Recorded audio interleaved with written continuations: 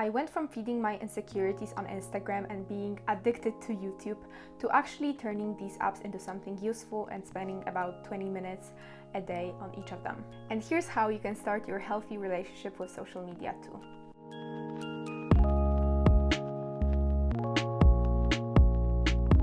Whenever I go on YouTube, I see 2 to 3 videos about quitting social media and how it can change my life, make me glow up, and increase my productivity. I watched them, I tried it, and I came to disagree because I discovered that the way I used social media was actually more problematic than the apps themselves.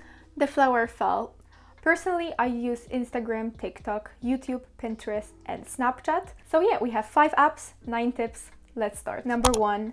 Turn off all the notifications. I don't have notifications on any of my social media app except for Messenger and WhatsApp, but that means that I go on the apps only when I want to, when I have a reason to, not when they're calling me. And I think that Rowena Tsai put it very nicely in her video. Notifications that are trying to grab your attention. The whole point is to be in control of when you want to check your phone versus your phone checking in on you and distracting you, making you feel like you're missing out on a bunch of stuff. Tip number 2, delete social media apps from your home screen. To go on any of my social media apps, I need to search for them, which enforces this idea of purposeful usage of social media. I need to make an effort and an actual decision to go on the app.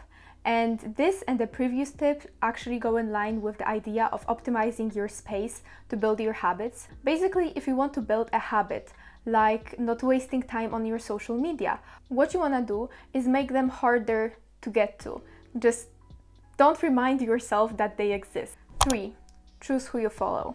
Choose why you use the apps and what they might offer you. Regularly go and check everyone who you follow and unfollow everyone who doesn't contribute to your well-being and the person you want to become. For example, I used to follow the whole Kardashian family, but at some point I decided that they were simply useless to me and I didn't care about their posts, so why would I want to see them? If you follow people from work or school who you don't want to unfollow, I recommend you mute them because then you don't see their posts. Using this principle, I actually transformed my Instagram. I follow pages like BBC, Nat Geo, some internet news pages, and I actually read and like the posts, so they get shown to me more often. Besides being a news updates page, my Instagram is also like a DIY inspiration board because these are the only things that I like, save, and that's exactly what I want to see. I did it through being careful about what I like, what I spend time looking at who I follow. So don't give a like to this slime video unless, it contributes to your well-being. By the way, if you're looking for someone to follow, you can follow my younger sister. She makes beautiful watercolors. She doesn't have many followers, but you can go and follow her. It's very relaxing and calming. 4. Don't post or post less. I noticed that I get the most self-conscious and worried about likes and worried about Instagram when I start to post regularly. I tried it a short time ago when I thought that I needed to have a broader media presence as a YouTuber, but I noticed that I felt a lot of pressure and I somehow had to force myself to post these pictures that didn't have any meaning to me. Anyway, I decided to be the rare poster type and to choose my photos carefully and post only the photos that have some actual meaning to me. So post less and don't give yourself another reason to care. 5. Set time limits. It's kind of a no-brainer, but if you want to spend less time on the app, just set the time limits. It's very easy to do on an iPhone, but I'm sure you can also easily do it on Android. If you don't know how, don't turn it into an excuse. Myself, I have a 20-minute limit on Instagram and 30-minute limit on YouTube, and interestingly, even if I don't follow them, like I use them more than I should, I find that I still use them less than I would without the limit. It allows you not to lose the sense of time when you use the app.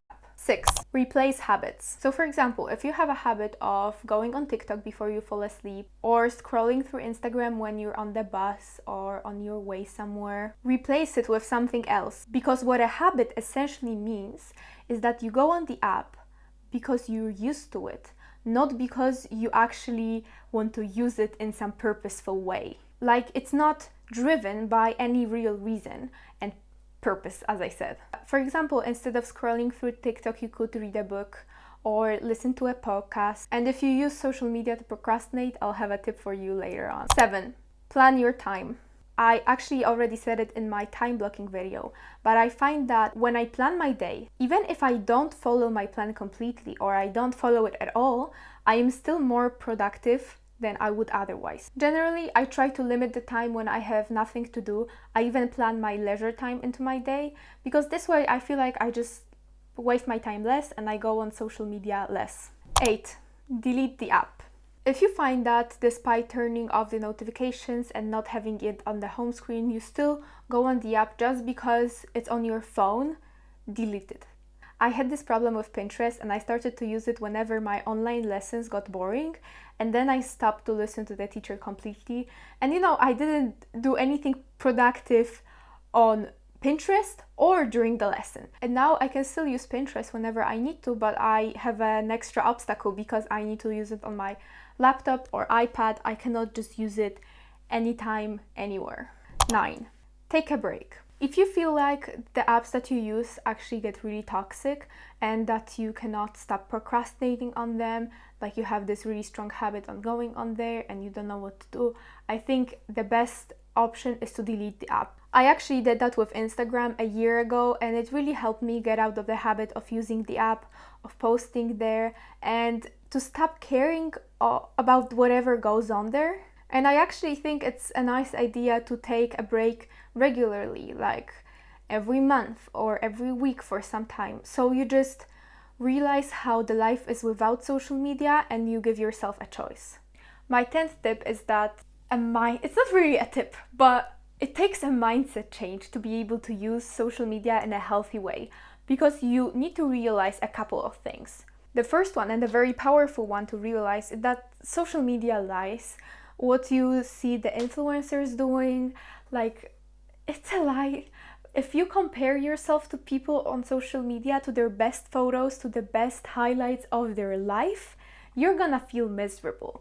But if you realize that everybody just posts the best versions of themselves, the carefully selected and edited photos, that might allow you to distance yourself from it all. The second thing is that you need to decide how you use social media, or somebody else will decide for you.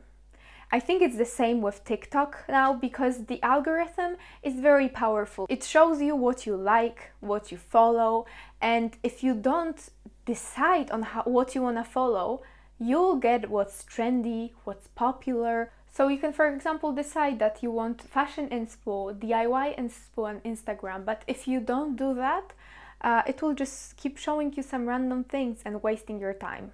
And the third thing is that sometimes you need to change yourself. I, for example, used to compare myself to everyone. I simply had a very low confidence, and therefore any little trigger could make me feel miserable about myself. It wasn't really about the other world, but how I understood it. What personally helped me was exercising, taking care of myself, understanding myself, but also just taking control of my life. And here, I think that social media can help you improve your confidence if you follow the right profiles, if you use it to inspire yourself, but it can also make you feel worse. Therefore, I think that spending time on social media can be done in a healthy way. It always will be a little bit of a waste of time. Of course, you could be working during that time, earning money, but I personally don't think that we should use all the time we have just for work. And I don't feel bad about myself when I use it for leisure, when I use funny TikToks, because I want to laugh and I want to show it to my friends. The videos, I mean, not my laughter. I wanted to make this video to first tell you all the tips, but also to kind of balance out what is said about social media now. I don't think you need to resign from it. I think there are plenty of reasons to keep it, but you need to learn to use it responsibly. So yeah, that's kind of it for the video. Let me know what you think, if you agree, and if you like the tips, make sure to like it and tell me if you want more videos like this. I thought I could make a video about why I decided not to quit social media despite having a break from it. So if you're interested, you know what to do. Also, let me know how you like my background. I know there was a flower here at the beginning and it had an accident, but you know, I'm trying to figure out the best lighting. Okay, bye bye.